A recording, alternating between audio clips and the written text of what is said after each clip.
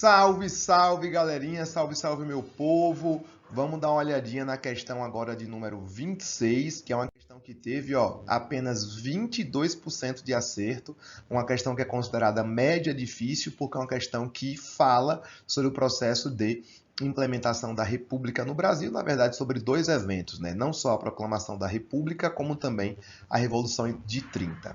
Vamos dar uma olhada aqui no texto rapidamente.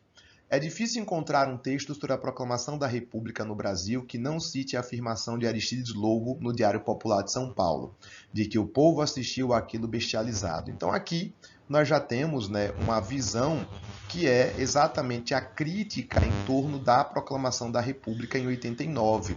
Né? Como você percebe, como vocês sabem, a proclamação da República ela não possuiu participação popular. Não houve participação popular, que é o que é deixado claro, não só nessa frase, mas também nas aulas, né, que vocês assistem ou comigo ou com outros professores sobre a proclamação da República. Gente, por que a monarquia acabou? Vamos falar aqui rapidamente e vamos aproveitar essa questão para fazer uma revisão breve do motivo do fim da monarquia. Eu costumo dizer para os meus alunos, de uma maneira geral, e para todas as pessoas que me assistem, que a monarquia ela caducou, né? Ela ficou obsoleta. Tá? Por que obsoleta? Veja só, não é que Dom Pedro deixou de ser uma figura carismática. A população gostava de Dom Pedro. Dom Pedro era uma figura muito carismática, principalmente nas camadas populares, mas o problema é que a estrutura política brasileira ela não acompanhou as transformações que o Brasil viveu nos termos sociais e nos termos econômicos, principalmente a partir de 1870, né? Quais transformações, Paulo? Nós tivemos um aumento demográfico trazido pela imigração, especialmente de italianos. Nós tivemos a modernização de áreas produtivas, e nesse caso aqui o principal campo é o Oeste Paulista, onde vai surgir uma nova categoria social, que é a burguesia cafeeira, uma burguesia que nasce, né, com um projeto político novo, um projeto político republicano. Essa burguesia cafeeira, por exemplo, ela lançou em 1870 o Manifesto Republicano. E esse manifesto ele tinha duas linhas. Ele possuía o grupo dos evolucionistas, que acreditavam que dava para proclamar a República, né, após a morte de Dom Pedro, de maneira pacífica, a partir de leis aprovadas no parlamento, e havia o grupo dos revolucionários que defendia as armas, a pegarem armas e tomar o poder. Gente, é muito importante que vocês entendam que esse grupo do Oeste Paulista, ele tem poder econômico, mas ele não está nas esferas do poder. Quem controlava o poder político era o Vale do Paraíba, apesar de ser economicamente decadente. O Vale do Paraíba vai apoiar a monarquia até o momento em que ocorre a abolição da escravidão. Quando acaba a escravidão, o Vale do Paraíba ele se sente traído e ele vai ser o último grupo a abandonar a estrutura monárquica, tá?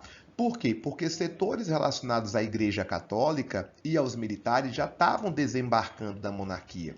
Por exemplo, a Igreja Católica ela vai se afastar da monarquia em 1864, quando aconteceu a chamada questão religiosa, que basicamente foi um desentendimento entre Igreja e Império. Motivo: a Igreja aprovou um documento chamado Bula Syllabus, que definia e defendia a ruptura das relações entre membros do clero e a maçonaria.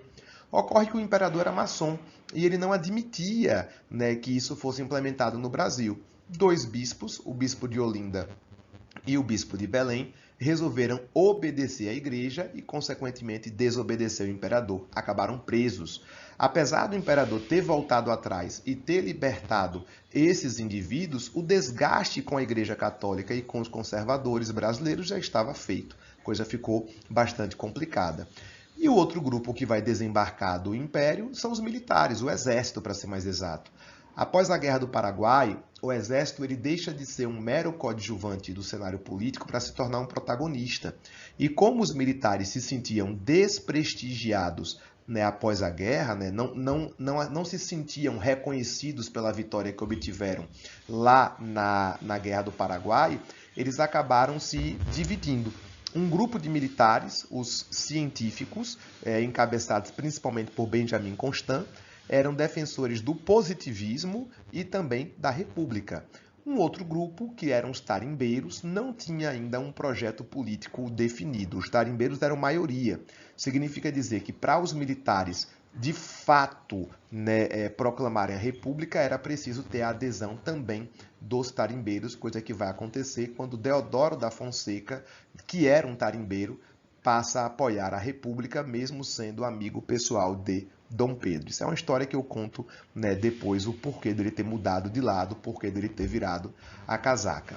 Então aqui nós temos a questão religiosa, a questão abolicionista e a questão militar, tá? O que é que nós não temos desse processo? A participação do povo.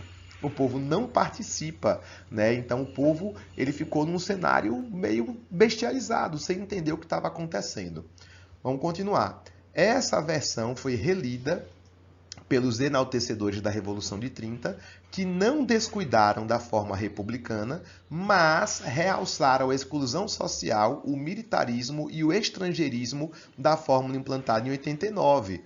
Ou seja, a Revolução de 30 continua republicana, mas ela critica a república que foi implantada em 1889. Então aqui nós temos uma crítica, né, dos revolucionários, dos participantes de 30, à proclamação da República de 1889. Tá? E por que eles estão fazendo isso? Vamos ver se o texto nos diz.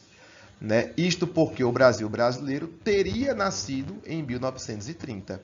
Ou seja, é como se 1930 tentasse dizer a 89 que, diferentemente deles, em 30 nós passamos a ter adesão popular.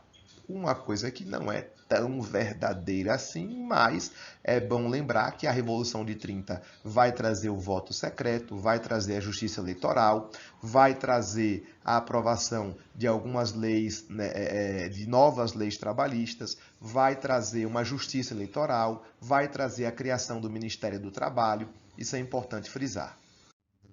E agora nós vamos para o comando, né? O texto defende que a consolidação de uma determinada memória sobre a proclamação da República no Brasil teve, na Revolução de 30, um dos seus momentos mais importantes. Os defensores da Revolução de 30 procuraram construir uma visão negativa para os eventos de 89, né? Como a gente havia frisado, ó, os defensores da Revolução de 30, eles estão tentando criar uma visão negativa, tá? Estão tentando criar uma visão negativa. Beleza? Essa visão negativa ela tem um propósito, né, galera?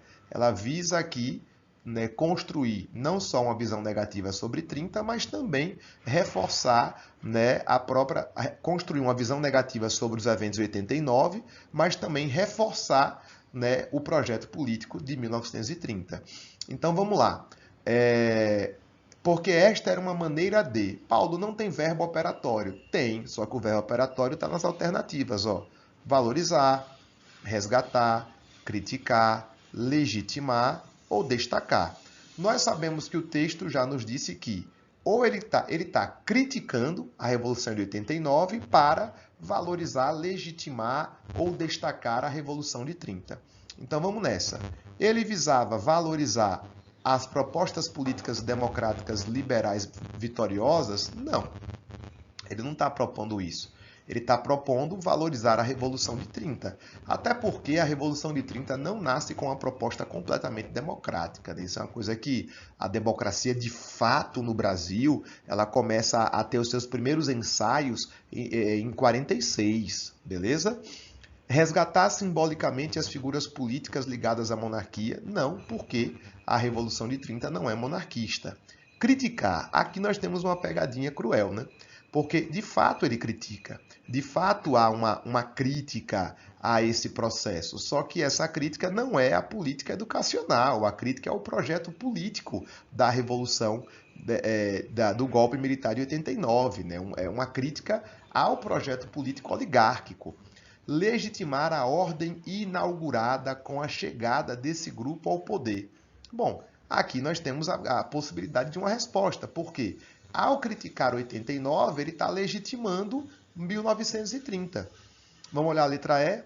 Destacar a ampla participação popular obtida no processo de proclamação. Não, gente, não há uma ampla participação popular. Inclusive, essa é a crítica que a Revolução de 30 faz ao golpe militar de 89. Portanto, meus lindos e maravilhosos, resposta letra D de dado. É isso, galera. Eu sou o professor Paulo Teles e esse é o canal Mais História.